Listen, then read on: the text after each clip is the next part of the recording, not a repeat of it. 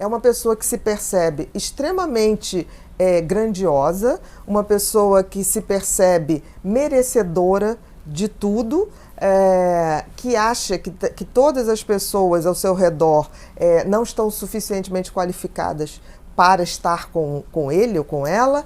Então, assim, é uma autovisão muito negativa dos outros e de uma arrogância muito grande. Foi pedido para falar de mães narcisistas, de maridos ou de esposas ou companheiros. Mas a gente falando de narcisista, a gente já fala de todas as pessoas, não precisa ser especificamente um parente ou especificamente um parceiro. Eu acho que a gente tem que entender que o narcisismo é um transtorno de personalidade, ou seja, novamente aquele conceito que antes de ser uma doença é uma maneira da pessoa existir nesse mundo. No caso do narcisista, quando a gente fala numa personalidade narcisista, a gente está falando de uma pessoa que tem uma disfuncionalidade na sua autopercepção. É uma pessoa que se percebe extremamente grandiosa, uma pessoa que se percebe merecedora de tudo, que acha que todas as pessoas ao seu redor não estão suficientemente qualificadas para estar com ele ou com ela. Então, assim, é uma autovisão muito negativa dos outros e de uma arrogância muito grande. Se a gente for pensar bem, um narcisista, lembra aquela musiquinha, que eu não me lembro do autor, que era Quando Deus Te Imaginou, ele estava namorando. Essa música é mais ou menos, a gente lembra o narcisista, porque o narcisista acha que realmente Deus gastou um pouco mais de tempo e usou um pouco mais de material qualificado para construir aquela pessoa. Então são pessoas que se veem extremamente superiores aos outros e acabam tendo muito pouca empatia, porque o outro, seja na relação afetiva, seja na relação profissional, seja na relação familiar, o outro está ali para idolatrá-lo, para servi-lo e para reconhecer o quanto ele é bom. Então, é uma relação que pode tender, e na maioria das vezes tende, para uma relação abusiva com quem ele se relaciona. Ele está sempre certo, né, Bia? Ele está sempre certo, e mais do que está certo, ele está sempre querendo que você reconheça. Admirá-lo, mas admirá-lo de uma forma quase idolatria, né? Então, um narcisista grave, a gente pode dizer que ele tem ali um pouco de... ele tem um pé na psicopatia, no sentido da ausência de empatia pelo outro, no sentido de usar o outro para se tornar cada vez mais grandioso. Então, são pessoas que têm, muitas vezes, um caráter bem duvidoso, no sentido de se relacionar com os outros. E esse sentimento de merecimento que eles têm? É porque para eles são uma obra-prima.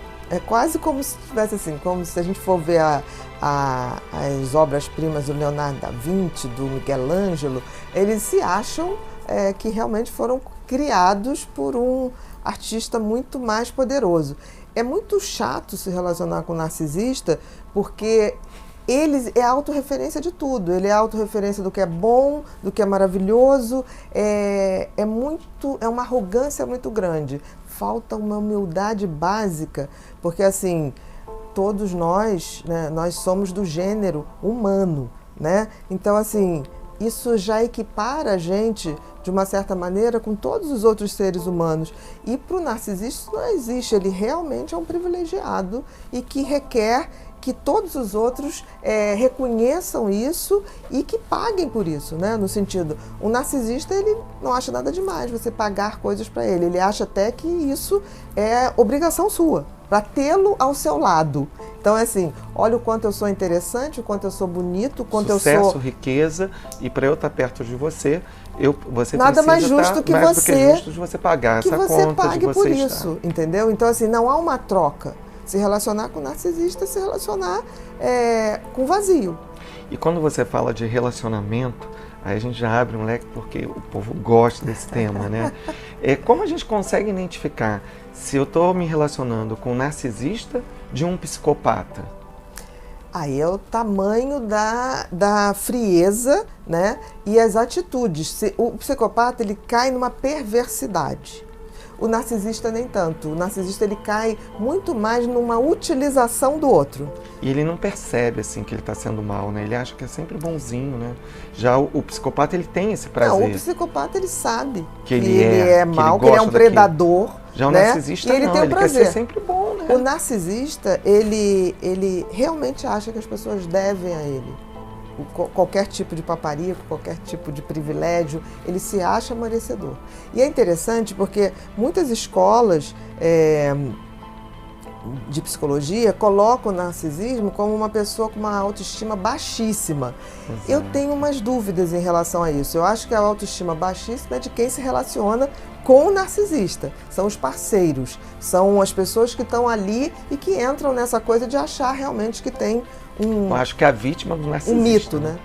Eu acho que é a vítima. Porque eu acho assim, que mais do que uma baixa autoestima, o narcisista ele tem uma necessidade de ser centro, de ser idolatrado. E eu acho que isso acaba construindo uma visão de si mesma de que ele realmente é grandioso. Ele não se vê como uma pessoa que precisa aprender mais, que precisa saber mais. Ele não tem humildade do aprendizado, de trocar, por exemplo, uma pessoa pode se relacionar com uma pessoa que não é tão bela no conceito, mas é uma pessoa muito interessante, que te dá conteúdo, que te dá boas gargalhadas. Para o narcisista não existe isso. Para o narcisista, o outro é obrigado a satisfazê-lo a todo tempo e, de preferência, a pagar por isso, porque ele é uma companhia absolutamente agradável, na opinião dele. Então, eu questiono muito essa questão da autoestima. Eu acho que é uma disfuncionalidade de autopercepção.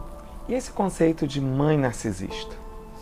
Onde cai na mesma questão. Ser filho de uma mãe narcisista é muito difícil, porque aquela pessoa que tem que ajudar a construir a sua estrutura, a sua autoestima, a sua autopercepção, ela vai dar muito pouca atenção para isso, porque ela vai demandar desse filho uma atenção exclusiva. Tipo assim, quanto mamãe é boa, quanto mamãe é maravilhosa, e é muito difícil. E aí a gente identifica muito assim, aquele adulto de hoje, quando ele está inseguro, e quando você vai buscar na famosa linha do tempo, né, aquela coisa que os pais, a mãe sempre colocou, você não vai ser nada, sou eu que estou te ajudando. Então tem um pouco disso, né, essa pessoa. Eu acho que tem 3 tipos de mãe que são muito difíceis.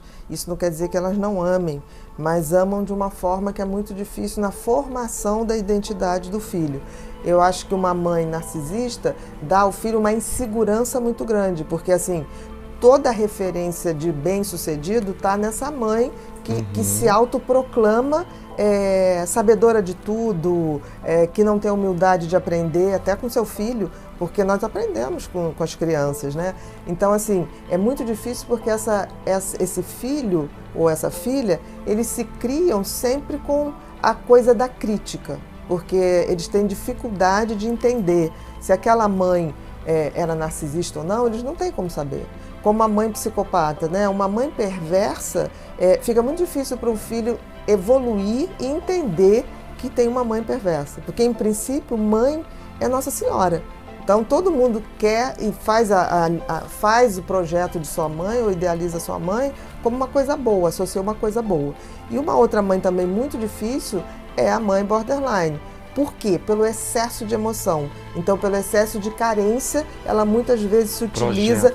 Ela é como se o filho tivesse que preencher todo o seu vazio emocional. Então, ser filho de uma dessas 3 personalidades é muito difícil. Elas amam, mas a forma de amar vem com a disfuncionalidade das personalidades. Então, podemos ir fechando pensando na ausência da empatia. Se a gente conseguir identificar, é aquela pessoa que não consegue se colocar no lugar do outro.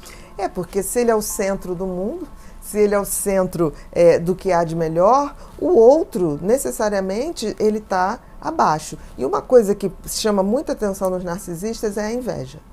Né? Um grande invejoso é um tipo de narcisista. Ele não tolera que o outro tenha algo melhor que ele ou que se destaque de uma forma. Então eu diria que para começar a pensar numa personalidade narcisista, essa questão dessa arrogância né? De uma pessoa que não tem humildade do aprendizado, não tem humildade de saber que a gente aprende até com um pescador, né? Com uma pessoa muito humilde ou desprovida de qualquer fator cultural que o favoreça, e também a questão de ser uma pessoa muito incomodada com o sucesso dos outros.